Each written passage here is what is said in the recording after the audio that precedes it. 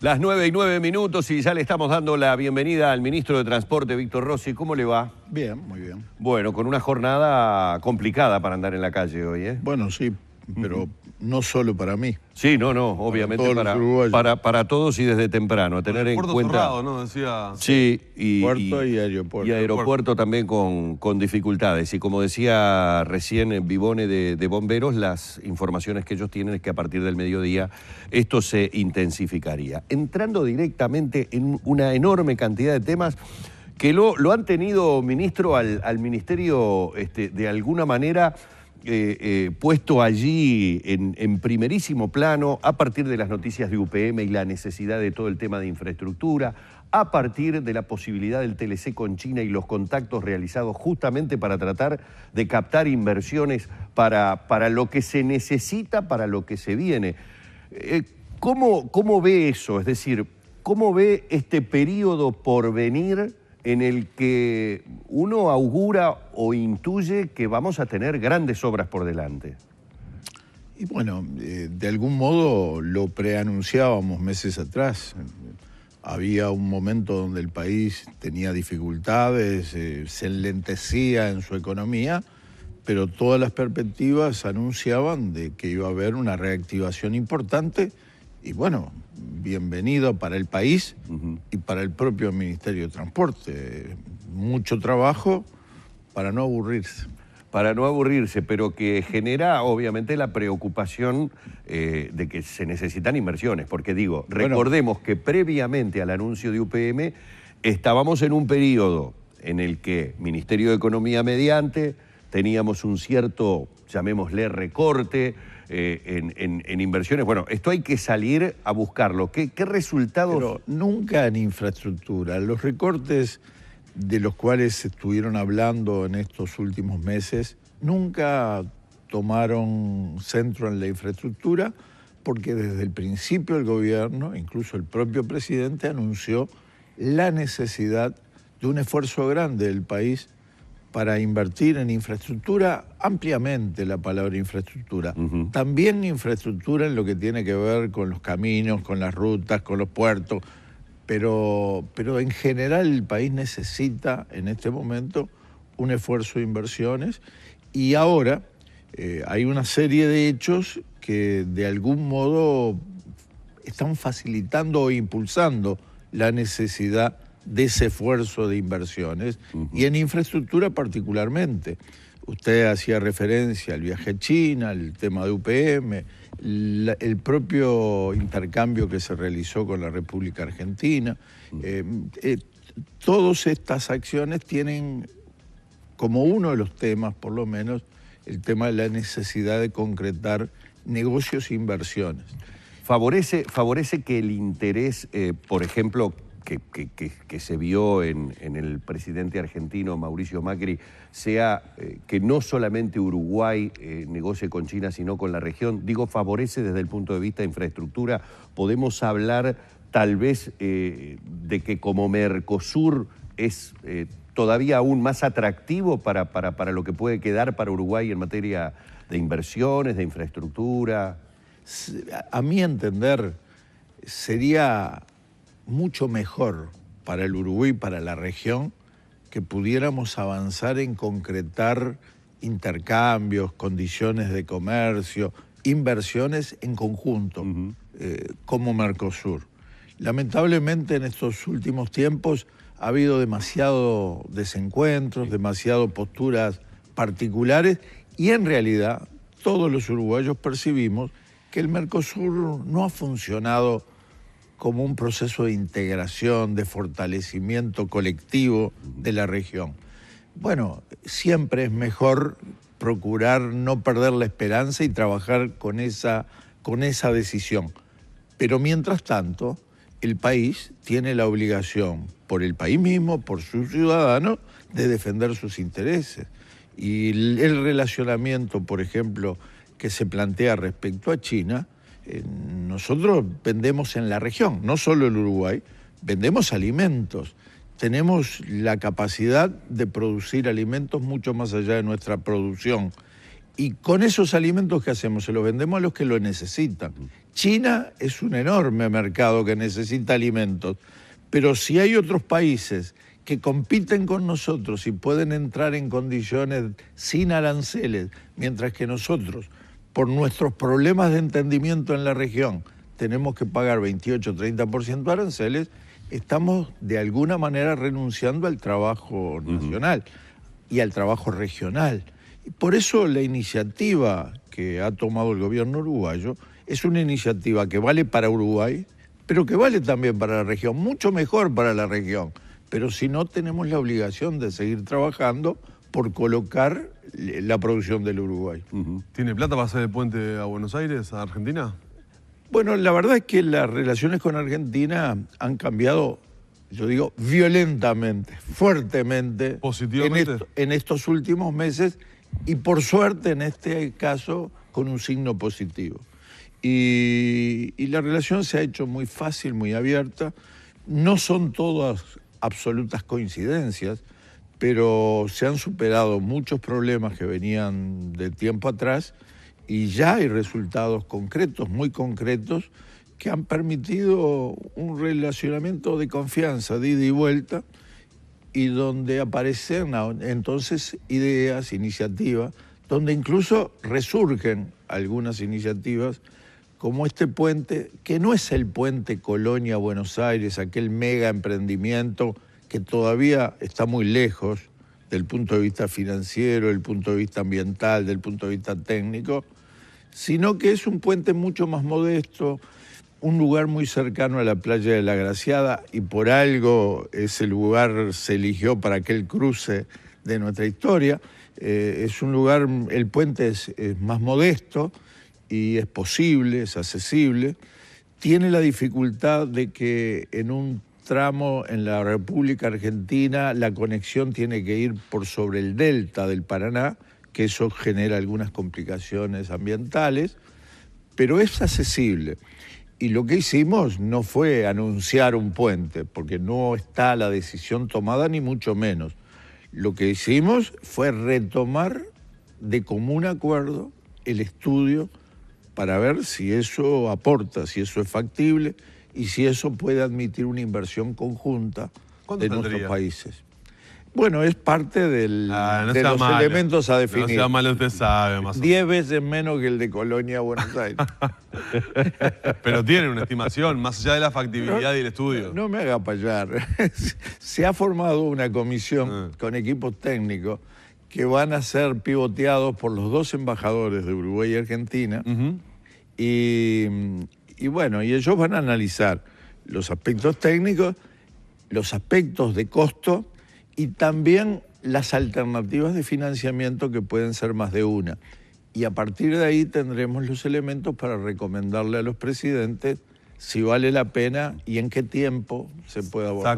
Saquemos el tema de la plata del medio, que es el que no quiere, en el que usted no quiere entrar. No. Pero desde el punto de vista de transporte, ¿qué permitiría ese puente? Y fíjese, efectivamente, la ventaja que ofrece es que sin los efectos de una conexión directa entre una ciudad como Colonia, muy distinta a una ciudad como Buenos Aires, una gran metrópoli como Buenos Aires, sin embargo, acortaría la conexión con Buenos Aires en varias decenas de kilómetros, en 100 y pico de kilómetros.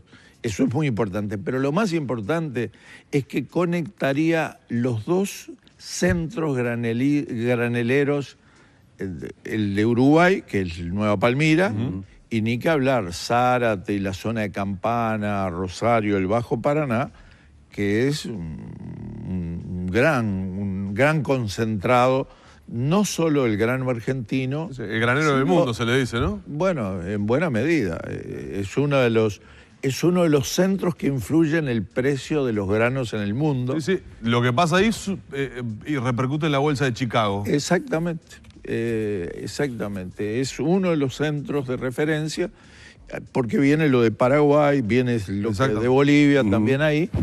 Y por lo tanto, tener una conexión entre nuestra Nueva Palmira y ese centro es, desde el punto de vista comercial, una posibilidad. Rossi, usted siempre fue bastante pesimista con el tema Alas Uruguay. ¿Los hechos le están dando la razón? Tristemente me están dando la razón, tristemente. Uruguay necesita conectividad y necesita justamente la conectividad regional. Yo muchas veces cuando escucho el comentario de que el Uruguay está conectado, sí, estamos conectados y ha mejorado la conectividad a nivel extrarregional, pero en la región los problemas de conectividad no han mejorado sustancialmente y en algunos casos se mantienen como un problema. Ir, por ejemplo, al Pacífico Norte, a los países Ecuador, Venezuela, Colombia, es mucho más difícil que ir a Europa. Y eso da la impresión de que es un contrasentido que tenemos que buscar cómo resolver. Pero además, Uruguay, que es un país de tránsito, también necesita, quiere ser, tiene vocación para ser un país de tránsito en materia de pasajeros, de combinaciones, y hemos perdido los pasajeros en tránsito en un número muy importante desde que lamentablemente no existe Pluna. Por lo tanto, el Uruguay necesita seguir trabajando para resolver o para avanzar en este camino de la conectividad, pero claro, no se puede de cualquier manera porque quienes compiten en esa área son competidores muy fuertes e incluso aún los muy fuertes tienen permanentemente dificultades y están permanentemente llevados a tener que hacer asociaciones y negocios y reconversiones, y es muy difícil hacer pie en un medio de esas características. Entonces, por eso las dificultades que tenemos para poder recuperar un lugar y, si es posible, seguir avanzando en la medida que el país avanza en otras áreas, seguir avanzando también con estos aspectos. Bueno, hay que seguir trabajando.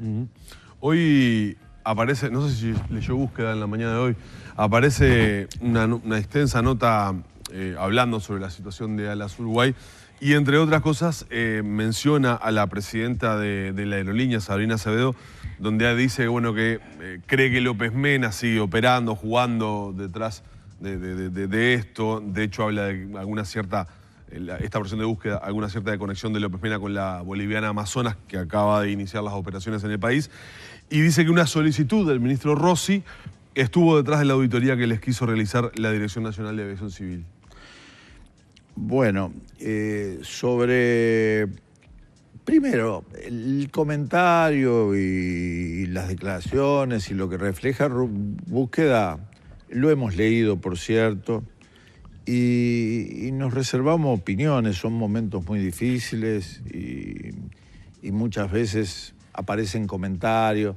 Hay otras anécdotas que también no son lo sustancial. Tenemos que dedicarnos a lo sustancial. La documentación que se maneja respecto a Amazonas, lo que consta es que un grupo económico boliviano compró a López Menas BQB y ese es el origen de Amazonas. Es un trámite que se está desarrollando desde hace ya mucho tiempo. ¿Quién es el dueño del dinero que está atrás? Yo no soy el indicado ni tengo que serlo.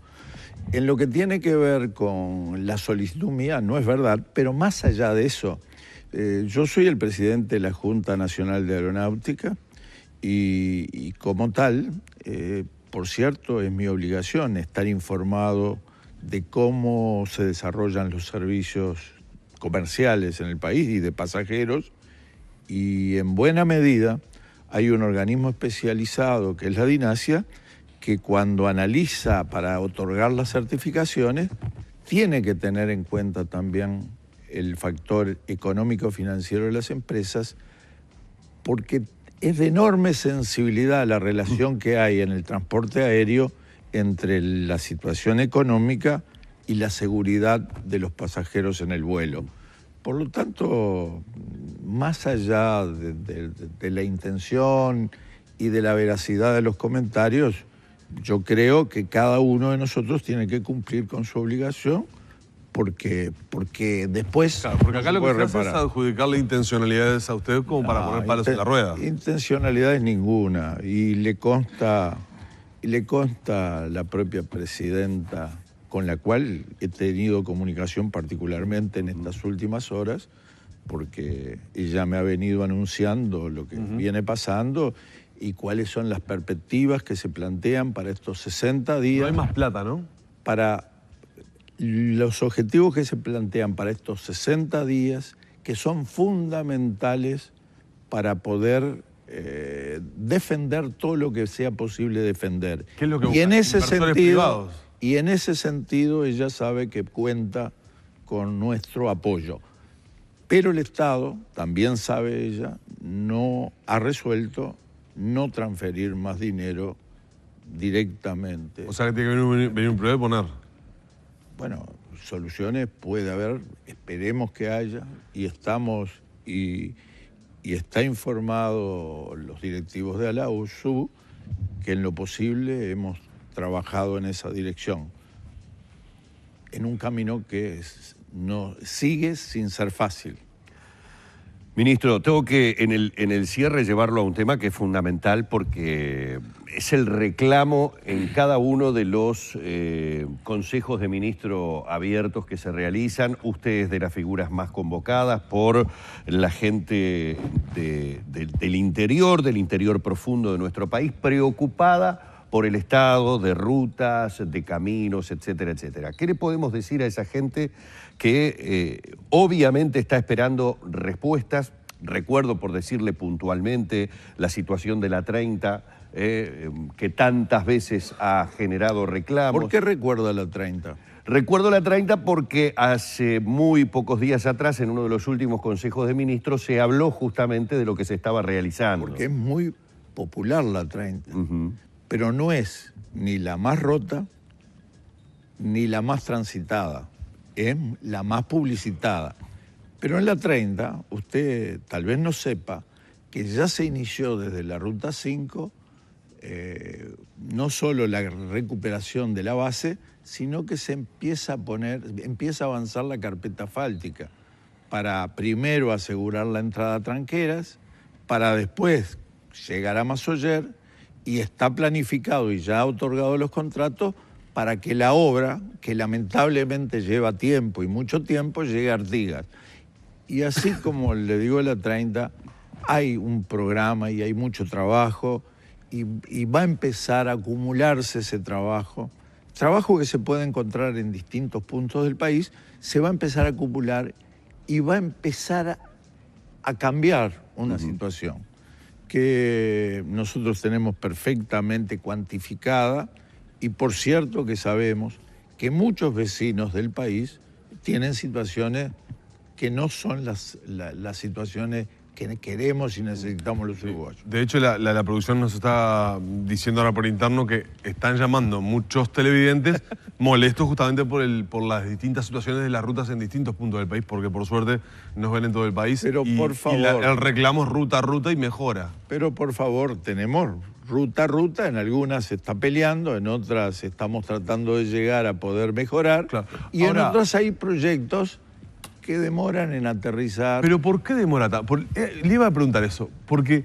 la verdad, hace pocas horas pasé por el puente, por el paso sobre la elevación de la 5 y la 48. Quedó precioso.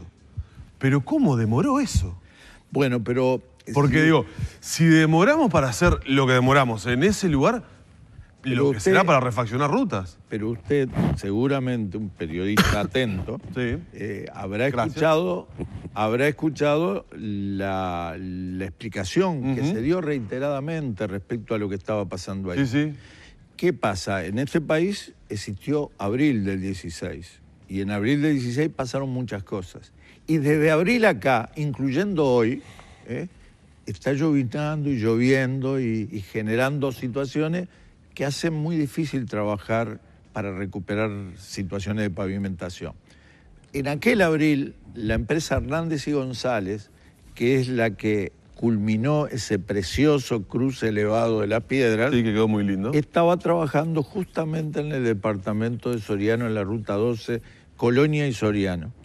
Y en aquel momento que se arrasaron tramos de ruta, que nos están obligando a reconstruir puentes, ayer se estaba piloteando el puente nuevo en la Ruta 9 allá en Conchilla. Bueno, en esa situación, en Conchilla, en Castillo. sí, en el Andrioni. Claro, en el canal. En el canal Andrioni.